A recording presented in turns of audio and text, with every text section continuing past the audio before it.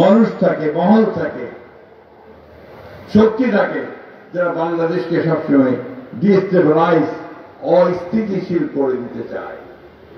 আজকে আপনারা নিশ্চয়ই লক্ষ্য করেছেন যে এত বড় একটা গণঅভ্যুত্থান, ছাত্র গণঅভ্যুত্থান সংঘটিত হল, পালিয়ে যেতে বাধ্য হল এবং গণতন্ত্রে ফিরে যাওয়ার, গণতন্ত্রকে রেস্টোর করবার, অর্থাৎ আবার শক্তিশালী করবার একটা সুযোগ সৃষ্টি হল। তখন আবার কিছু সংখ্যক রাজনৈতিক মহল তারা আজকে অযথা, অন্যায়ভাবে, অপ্রয়োজনীয়ভাবে দেশে একটা গোলযোগ সৃষ্টি করবার পায় তারা করছেন। আমাদের প্রফেসর ইউনূস, আপনারা সবাই তাকে জানেন, চেনেন, অত্যন্ত পণ্ডিত ব্যক্তি, বিজ্ঞান ব্যক্তি, সারা পৃথিবী জুড়ে তার সুনাম। তার সরকার এখন এখানে আছে, অন্তর্বর্তী সরকার, আমরা স্বাগত জানিয়ে।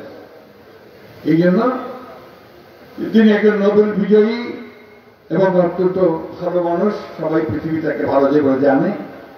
তিনি এই দেশকে সত্যিকার অর্থেই একটা গণতন্ত্রে ফিরে যাওয়ার পথটাকে সুগম করবেন, একটা নির্বাচনের মাধ্যমে, সকলের গ্রহণযোগ্য একটা নির্বাচনের মাধ্যমে গণতন্ত্রে ফিরে যাওয়ার পথটাকে তিনি পরিষ্কার করবেন। দুর্ভাগ্যের সঙ্গে আমরা লক্ষ্য করলাম যে তিনি বাংলাদেশের রাষ্ট্রের কাঠামো পরিবর্তনের জন্য 2016 সালে দেশনেত্রী বেগম খালেদা জিয়া যে ভিশন 2030 দিয়েছিলেন এবং আমাদের নেতা যারা তারেক রহমান 2021 সালে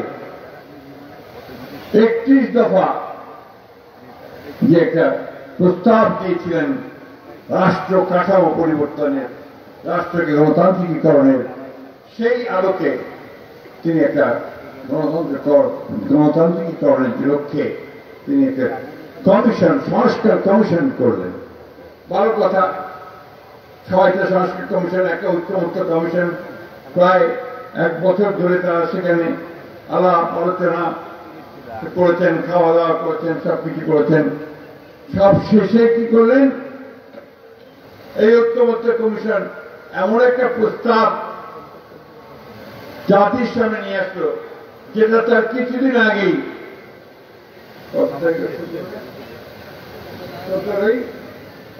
কিছুদিন আগে পার্লামেন্টের সামনে সংস্কারগুলোকে সই করলাম, আমরা স্বাক্ষর করলাম সব রাজনৈতিক দলগুলো 17ই অক্টোবরে সই হয়ে গেছে। আমরা যে বিষয়গুলো একমত হয়ে গেছি সেগুলো সই হয়ে গেছে, আরো সবাই স্বাক্ষর করেছে। তারপরে তারা আবার নতুন নতুন প্রস্তাব নিয়ে এসছে এবং সেই যেগুলো আমরা স্বাক্ষর করেছিলাম সেই প্রস্তাবগুলো ভিন্নভাবে উপস্থাপন করেছে।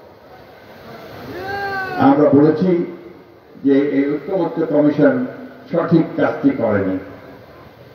আমরা বলেছি যে আমরা যেটা চেয়েছিলাম, যেটা আমাদের প্রধান উপদেষ্টা কমিট করেছিলেন, যে যেগুলো ঐক্যমত্য কমিশন থাকবে আর যেটা হবে না সেটা আগামী পার্লামেন্টে চলে যাবে, সেই পার্লামেন্টে সেখানে নির্ধারিত হবে আলাপ আলোচনা, তর্ক বিতর্কের মধ্যে। কিন্তু দুর্ভাগ্যের কথা, হঠাৎ করে দেখা গেল যে এই উপদেষ্টা কমিটি তারা একটা উপদেষ্টা মন্ডলী সভা করলেন। সভা করার পরে যারা আসিফ নজরুল সাহেব জাতিকে জানালেন যে বিষয়গুলো এখনো সমাধান হয়নি সেগুলো সমাধান করার জন্য আমরা রাজনৈতিক দলগুলোকে 7 দিনের সময় দিচ্ছি। রাজনৈতিক দলগুলো হচ্ছে তাদের হাতের খেলনার মতো, এটা ঠিক হয়নি। আপনারা কথা দিয়েছেন, যার জন্য আপনারা প্রায়, আমি যা পত্রিকা দেখলাম, 84 কোটি টাকা, কত কোটি টাকা খরচ করে আপনারা এই 83 কোটি টাকা খরচ করে পত্রিকা দেখলাম এই আপনার ঐক্যমত্য কমিশন সব সভাগুলো করেছেন। আমরা তো প্রত্যেকটা সবাই গেছি, প্রত্যেকটা সবাই আমাদের মতামত দিয়েছি। আজকে কেন আবার এই প্রশ্ন উঠছে যে রাজনৈতিক দলগুলোকে বসে এই বিষয়ে সিদ্ধান্ত নিতে হবে, তাহলে আপনারা কি করলেন এতদিন ধরে? আপনারা সঠিক কাজটি করেননি, পক্ষপাত দুষ্ট হয়ে কাজ করছেন।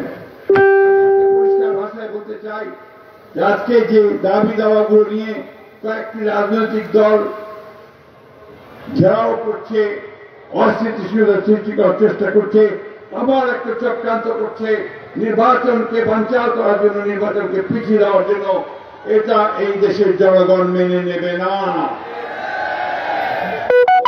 অনেক রক্তের বিনিময়ে, অনেক শিশুর রক্তের বিনিময়ে, অনেক নারী রক্তের বিনিময়ে, অনেক ছাত্রের রক্তের বিনিময়ে, কৃষকের রক্তের বিনিময়ে, শ্রমিকের রক্তের বিনিময়ে আমরা এই স্বাধীন হয়েছি ফ্যাসিস্টের হাত থেকে। সুযোগ সৃষ্টি হয়েছে এক গণতান্ত্রিক ব্যবস্থায় যাওয়ার। এ থেকে আমরা কোন মহলের চক্রান্ত বা ষড়যন্ত্রের মধ্যে দিয়ে এটাকে বিনষ্ট হতে দিতে পারি না। আমরা অনেক দায়িত্বশীলতার পরিচয় দিচ্ছি। আমরা এখন পর্যন্ত কোন বিষয়ে রাস্তায় নামিনি, কিন্তু মনে রাখবেন বিএনপি কোন ভেসে আসা দল নয়। বিএনপি এই দেশের জনগণের গলা একটি দল, শহীদ জিয়াউর রহমানের দল, স্বাধীনতার ঘোষকের দল। এই দল দেশনেত্রী বেগম খালেদা জিয়ার গণতন্ত্রের জন্য সংগ্রাম করা, আপসীর সংগ্রাম করা সেই নেত্রীর দল। এই দল আমাদের সমস্ত মানুষগুলো, 60 লক্ষ মানুষের বিরুদ্ধে মিথ্যা মামলা, 20,000 মানুষকে হত্যা, 1700 মানুষকে গুম করে দেওয়া, সেই অবস্থা থেকে উঠে আসা একটা রাজনৈতিক দল। সুতরাং আমাদেরকে খাটো করে দেখবেন না বা অবজ্ঞা করে দেখবেন না। আমরা যদি রাস্তায় নামি তাহলে কিন্তু রাজনৈতিক বিষয়গুলো ভিন্নভাবে আসবে। তাই খুব পরিষ্কার করে বলতে চাই যে আপনারা এসব বাদ দিন, যে বিষয়গুলো সমাধান হয়েছে সেই বিষয়গুলোকে পড়ে দিন, যেগুলো হয়নি সেগুলো পার্লামেন্টে আগামী নির্বাচনে মধ্যে দিয়ে যে পার্লামেন্ট গঠিত হবে সেই পার্লামেন্টে সিদ্ধান্ত নেওয়া হবে। আর যেগুলো তারা একমত হয়েছে সেগুলোতে আপনারা ব্যবস্থা গ্রহণ করুন। আমরা খুব পরিষ্কার করে বলতে চাই যে নির্বাচনের দিনই গণভোট হবে, তার আগে ঘটে হবে না, হওয়া যাওয়া যায় না। আপনি তাই চান কিনা বলেন? বন্ধুগণ, এই বিষয়টা আমরা একমত। অন্যান্য বিষয়গুলোতে আসেন, যেগুলো বাকি আছে সেগুলো আমরা আগামী আর যেগুলো সই হয়ে গেছে, একমত হয়ে গেছি, সেগুলোকে ভিত্তি করে আমরা কাজ শুরু করতে পারি। তাই আজকে আমার এই মহান নেতা, তার আত্মার প্রতি শ্রদ্ধা জানিয়ে আমি আবারও বলতে চাই, রাজনৈতিক দলগুলোকে আহ্বান জানাতে চাই, দয়া করে পানি ঘোলা করার চেষ্টা করবেন না। দয়া করে দেশকে অস্থিতিশীলতার দিকে নিয়ে যাবেন না। দয়া করে দেশে মানুষকে অশান্তিতে ফেরার করে ব্যবস্থা করবেন না। আমরা বহু সংগ্রাম করেছি, বহু লড়াই করেছি। আপনারা আজকে নতুন করে যাচ্ছেন আপনাদের রাজনৈতিক ফায়দা হাসিল করার জন্য, সেটা এই দেশের মানুষ কিন্তু কোনো মতেই মেনে নেবে না।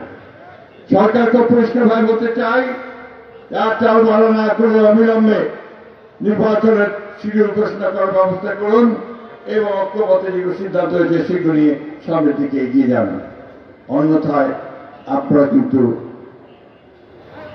ব্যর্থ সরকারে পরিণত হবেন এবং এই সব জবাবদিহিতা আপনাদেরকে করতে হবে। বন্ধুগণ, আমরা আজকে অত্যন্ত আমরা আবারও আমাদের নেতা